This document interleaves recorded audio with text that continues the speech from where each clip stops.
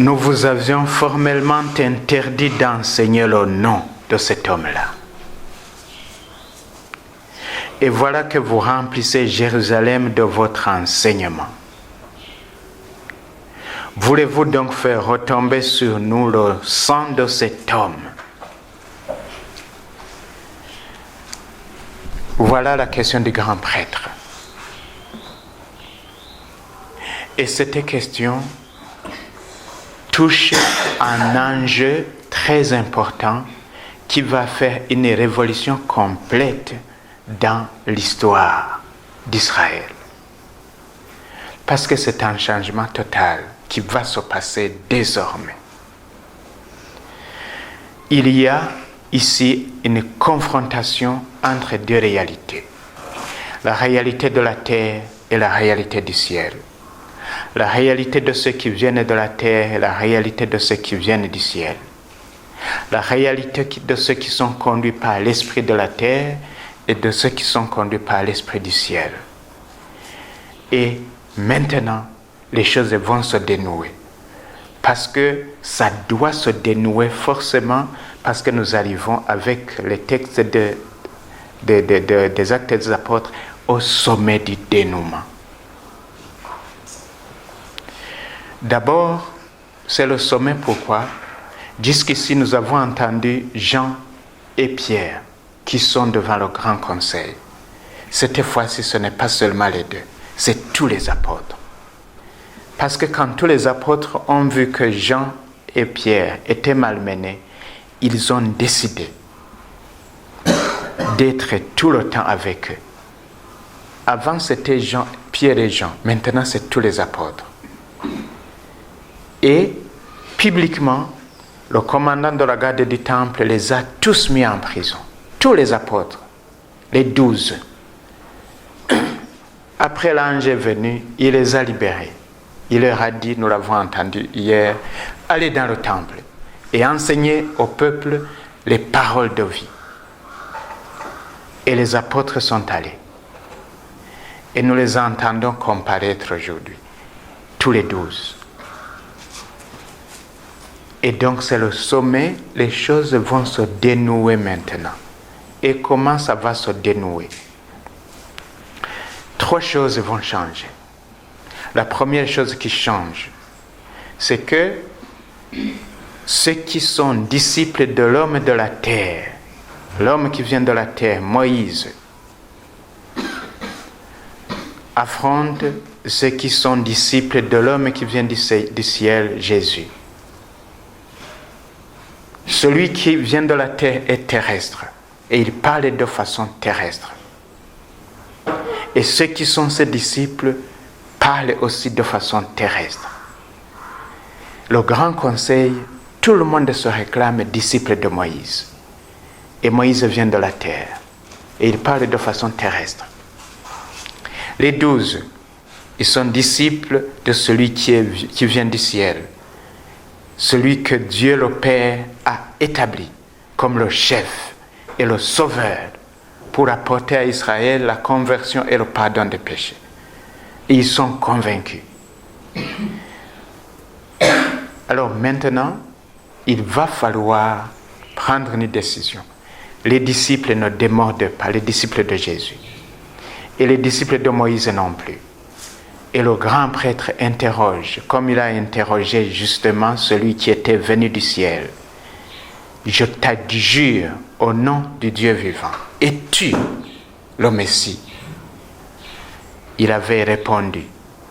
Et maintenant Pierre, avec les 12, il va encore répondre. Il faut obéir à Dieu plutôt qu'aux hommes. Le Dieu de nos pères a ressuscité Jésus d'entre les morts. Les disciples de celui qui vient de la terre, ils s'attachent à la loi. Les disciples de celui qui vient du ciel s'attachent au nom. Il s'agit du nom. Et le changement va s'opérer là-bas. Ce n'est plus la loi qui sauve, mais c'est le nom qui sauve. Ce n'est plus à Moïse qu'il faut s'attacher, mais à Jésus. Et la preuve est là. Jérusalem est remplie du nom de cet homme, du nom de Jésus. Vous avez rempli tout Jérusalem de votre enseignement. Leur enseignement, c'est quoi? Ce n'est pas la loi, c'est le nom. Et dans Jérusalem, ce n'est pas seulement le nom dont on parle. Dans Jérusalem, circule quelqu'un que son nom a fait marcher. On les emprisonne, mais lui continue à marcher. Et tout le monde le voit. N'est-il pas celui qui mendiait devant la porte du temple? Certains disent, c'est bien lui. D'autres disent, ce n'est pas lui, c'est celui qui lui ressemble. Et l'homme dit, c'est bien moi. C'est bien moi qui mendiais devant la porte du temple. Et il témoigne de son nom-là. Donc, quelque chose va changer. Nous sommes au sommet. Le grand conseil ne peut plus aller plus loin parce que ce nom-là, maintenant, donne preuve que c'est lui qui fait marcher les boiteux, les paralysés. Et les gens qui ont été guéris, ils sont très nombreux maintenant. Et la foule, dernièrement nous avions entendu parler de 5000. La foule suit non plus celui qui vient de la terre, Moïse, mais celui qui vient du ciel, Jésus. La foule a vu et compris avec preuve à l'appui que ce n'est plus la loi qui sauve, mais le nom. Son nom donné aux hommes. Donc, on n'est plus disciple de celui qui vient de la terre, il faut être disciple de celui qui vient du ciel, on n'est plus sauvé par la loi, et ça, le combat va continuer. C'est surtout Saint Paul qui va mener ce combat.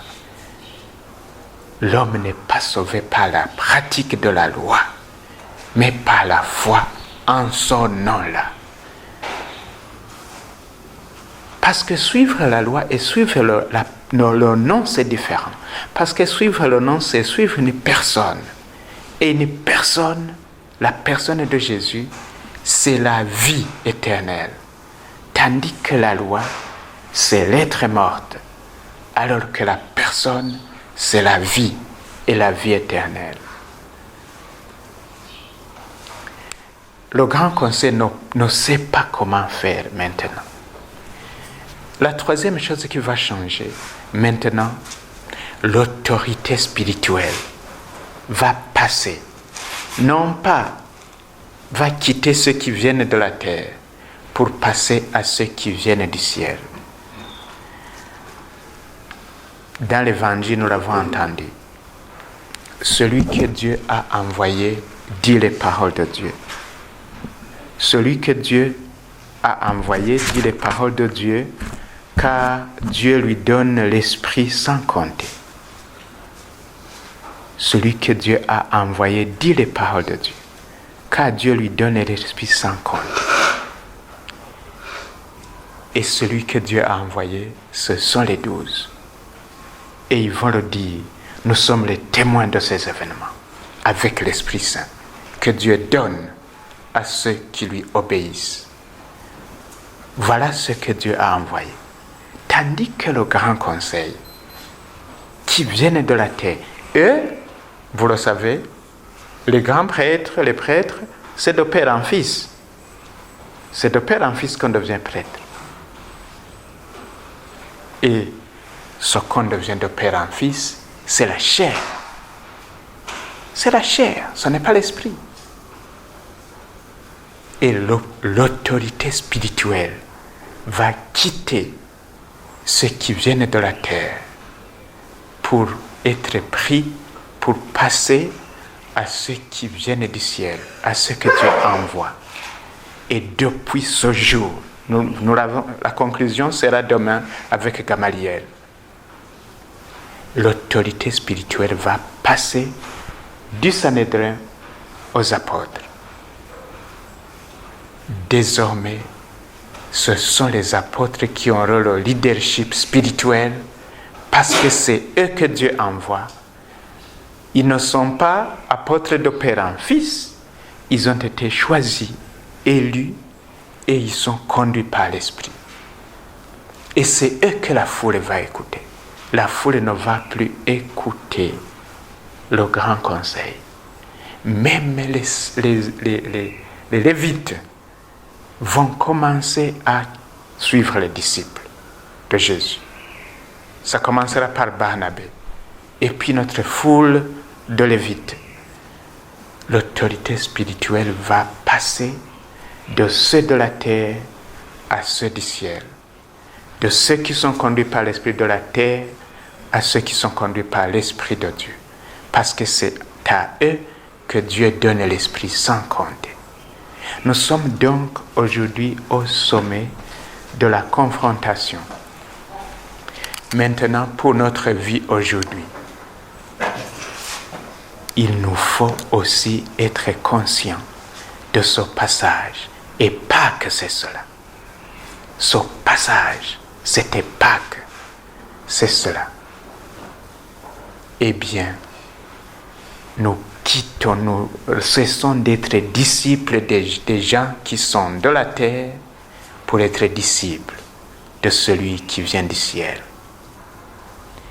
Nous cessons de chercher à être sauvés par la loi pour être sauvés par son nom.